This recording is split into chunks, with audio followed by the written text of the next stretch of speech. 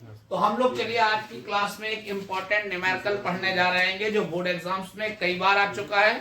और ये क्वेश्चन क्या है मैं आपको बताता हूं। क्वेश्चन है कि 214.2 ग्राम शर्करा विलयन में 34.2 ग्राम शर्करा उपस्थित है। 34.2 ग्राम शर्करा उपस्थित है। तो आपको सबसे पहले 214.2 ग्राम शर्करा विलयन दिया जा रहा है। तो इसका मतलब जानते हो, जब कोई चीज ग्राम में होती है तो वो भार कहलाती है। अगर कोई चीज ग्राम में दी जाए तो उसे हम क्या बोलते हैं? और ये किसका भार है?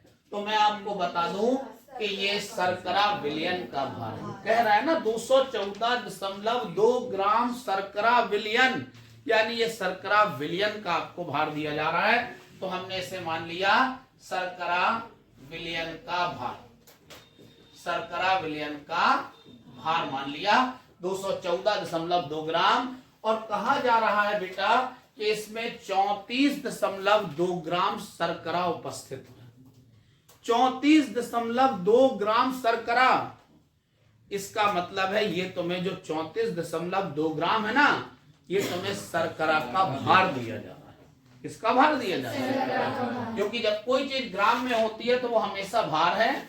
और ये जो 34.2 ग्राम दे रहे हैं वो शर्करा दे रहे हैं, मतलब ये शर्करा का भार है। किसका भार है? अब वो इसमें दो चीजें आपसे पूछ रहे हैं। पहली चीज वो कह रहे हैं विलयन की मोलल सांद्रता क्या होगी। मोलल सांद्रता ज्ञात करना है आपको। मैं आपको बताना चाहता हूं बेटा कि मोलल सांद्रता का मतलब होता है मोललता। जब भी आपसे मोलल सांद्रता पूछी जाए तो आपको ज्यादा नहीं सोचना है, ये मोललता है, मतलब आपको मोललता निकालना है। दूसरी चीज आपसे कहा जा रहेगा कि शर्करा का मोल प्रभाज ज्ञात करो। शर्करा का क्या निकालना है? आपको शर्करा का मोल प्रभाज ज्ञात करने के लिए भी पूछा जा रहा है कि आपको शर्करा का मोल प्रभाज भी निकालना है। तो यहाँ पर दो प्रश्न उसने आपसे पूछे हैं। एक तो मोलल सांद्रता पूछी है, दूसरा वो पूछ रहा है बेटा क्या आपसे शर्करा का मोल प्रभाज। तो हम लोग क्या करेंगे, प्रश्न को कैसे सोल्व करेंगे? पहली बात तो अगर हमें मोलल सांद्रता निकालना है, मोलल सांद्रता माने मोललता, तो हमें मोललता का सूत्र याद होना चाहिए। क्या याद होना चाहिए? मोललता का सूत्र। और मैं चाहता हूं कि आप हमें बताएंगे अभिराज के मोललता का सूत्र क्या होता है, बोलिए। W/1000 MB/W। तो इन्होंने बता दिया मोललता बराबर WB × 1000 अपॉन MB × WA। बिल्कुल सही आंसर दिया इन्होंने। ये बेटा मोललता का सूत्र होता है। अब वो अपन को अगर मोललता निकालना है, मोललता, तो हमें सबसे पहले WB चाहिए। WB कहलाता है विलय का भार। WB क्या कहलाता है? मैं तुम्हें बता दूं जो शर्करा का भार होता है बेटा वही तो विलय का भार।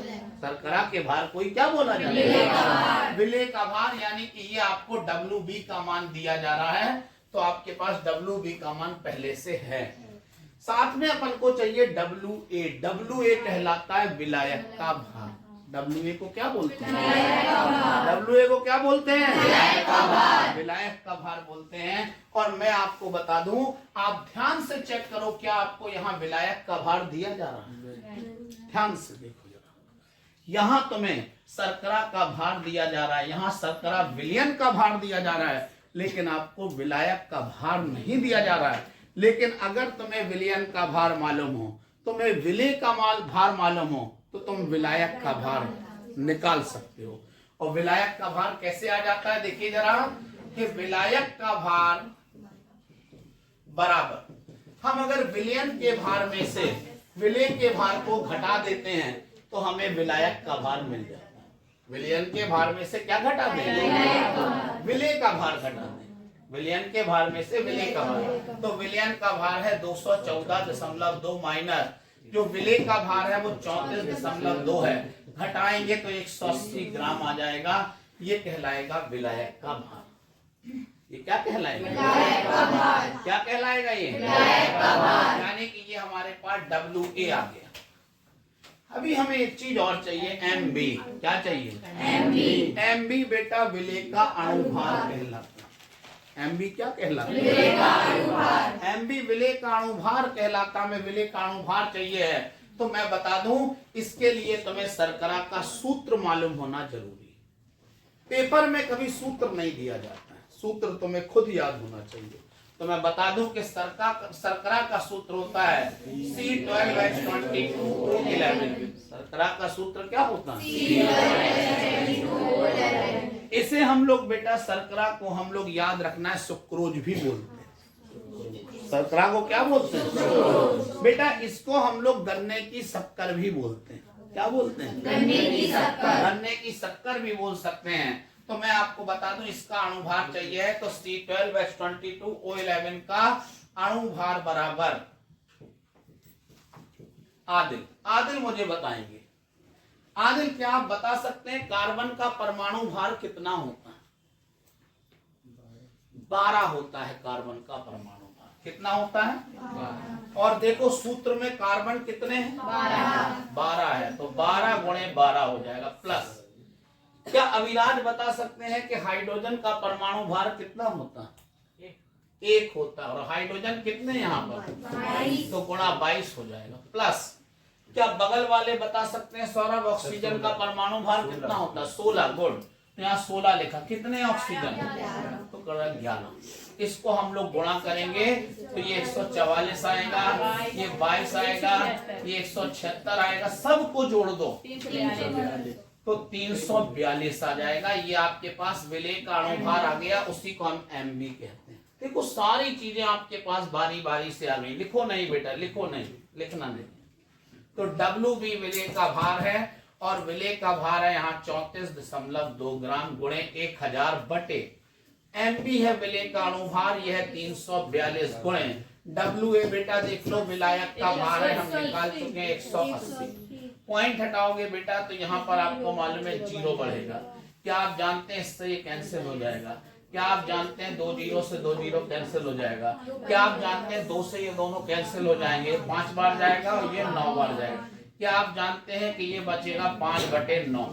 क्या आप जानते हैं 9 का भाग अगर हम 5 में दे दें तो क्या होगा?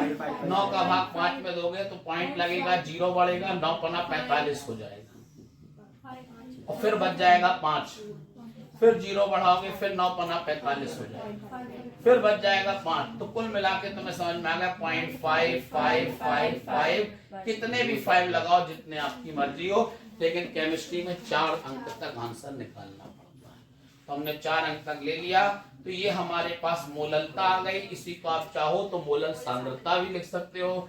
मोललता का मात्रक बेटा मोल प्रति किलोग्राम होता है। मोललता का मात्रक क्या होता है? मोल प्रति किलोग्राम होता है। पहला आंसर आ गया जो उसने पूछा। अब वो दूसरा प्रश्न कह रहा है शर्करा का मोल प्रभाज ज्ञात करो। तुम याद करो, मोल प्रभाज निकालने के लिए तुम्हें मोलों की जरूरत पड़ती है। और किसके मोल चाहिए पड़ते हैं?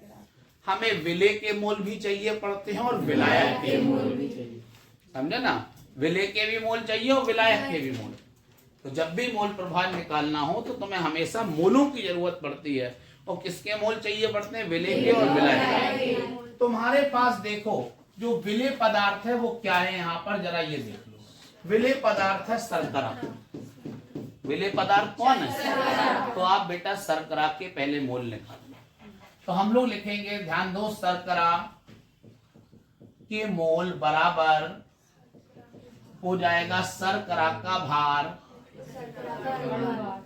शर्करा का भार बटे अणुभार। शर्करा का भार बटे शर्करा का अणुभार। ये मोल निकालने का सूत्र होता है। आपको मालूम है शर्करा का भार हमारे पास है 34.2 बटे। अब हमें शर्करा का अणुभार चाहिए। तो देखो हम चाहें तो दोबारा निकाल लें, वरना देखो यहाँ पे हमने निकाला था शर्करा। कितना निकाला था? 342 निकाला था, तो यहाँ 342 रख दिया। पॉइंट हटाओगे तो यहाँ 0 आ जाएगा, 1/10। यानी कि शर्करा के मोल कितने आ जाएंगे? शर्करा के मोल बराबर आ जाएंगे बेटा 0.1। कितना आ जाएगा? ये शर्करा के मोल है। तो ये जो मोल है एक्चुअली ये विलय के मोल है, शर्करा मतलब विलय। अब हमें विलायक के मोल चाहिए।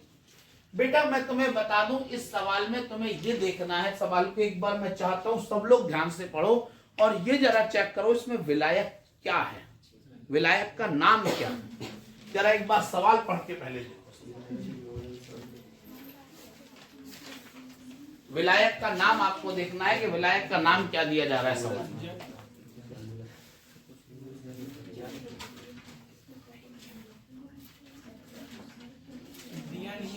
इस सवाल में अगर आप देखें तो विलायक का कोई नाम नहीं है, और जब विलायक का नाम नहीं होता है तो विलायक हमेशा मान लिया जाता है जल। क्या मान लिया जाता है? तो हम लोग यहाँ पर विलायक को जल मानेंगे, तो हमें क्या करना है, जल के मोल निकालना पड़ेंगे। विलायक के मोल चाहिए मतलब जल के मोल, तो जल के मोल बराबर सूत्र क्या हो जाएगा, जल का भार बटे हो जाएगा बेटा जल का अणु। क्या आप जानते हैं बेटा जल का भार हमारे पास कितना है सवाल में? 180। ये है देखो, विलायक का भारी तो जल का भार है तो 180 ग्राम, और जल का अणु भार रखना है H का 1 गुणा 2, O का होता है 16। टोटल करोगे तो 180 बटे 18, 18 से डिवाइड करो कितने बन गए, तो जल के मोल कितने आ गए, जल के मोल बेटा हमारे पास आ गए, ध्यान रखो 10। तो देखो हमारे पास शर्करा के मोल आ गए, जल के मोल आ गए। जब दोनों के मोल आ गए तो हम लोग दोनों के मोल प्रभार निकाल लेंगे। तो हम लोग अब शर्करा का मोल प्रभार निकाल लेंगे। तो सुनो जरा, 1 मिनट, बात नहीं, फॉर्मूला ये हो जाएगा शर्करा का मोल प्रभाज बराबर शर्करा के मोल बटे शर्करा के मोल जल के मोल प्लस हो जाएगा जल के मोल। समझ में आ गई ना? तो शर्करा का मोल प्रभाज बराबर हो जाएगा शर्करा के मोल बटे शर्करा के मोल प्लस। क्या आप जानते हो शर्करा के मोल यहाँ कितने हैं हमारे पास? तो देखो हमने ये शर्करा के मोल निकाले थे 0.1, फिर शर्करा के मोल 0.1, जल के मोल देखो कितने निकाले थे 10, तो ये आ जाएगा 0.1 अपॉन 10.1। देखो पॉइंट से पॉइंट कैंसिल कर दो तो 1 बटे 101 आ गया। अब आप 101 का भाग 1 में दोगे तो पॉइंट लगेगा, 0 बढ़ेगा, भाग नहीं जाएगा, फिर 0 बढ़ेगा, फिर 0 भाग नहीं जाएगा, फिर 0 बढ़ेगा, 0 बढ़ेगा, अब जाएगा 9 बार। तो ये कितना आ जाएगा 909, लेस करेंगे कितना आएगा, तो आपको मालूम है ये हो जाएगा 9, सॉरी ये हो जाएगा 1 और ये हो जाएगा 9, समझे ना? और फिर 0 बढ़ाओगे तो ये फिर से 9 बढ़ जाएगा, 909, तो यहाँ 1 बचेगा। तो पॉइंट के 4 अंक तक चाहिए था तो आ गया है हमारे पास। तो शर्करा का मोल प्रभाज क्या आ जाएगा, शर्करा का मोल प्रभाज बराबर आ जाएगा 0.0099। ये इस प्रश्न का आंसर। और याद रखना मोल प्रभाज का कोई मात्रक नहीं होता, मोल प्रभाज का कोई मात्रक नहीं होता है। आपको मैं 2 मिनट का समय दे रहा हूं, 2 मिनट से ज्यादा नहीं लेना।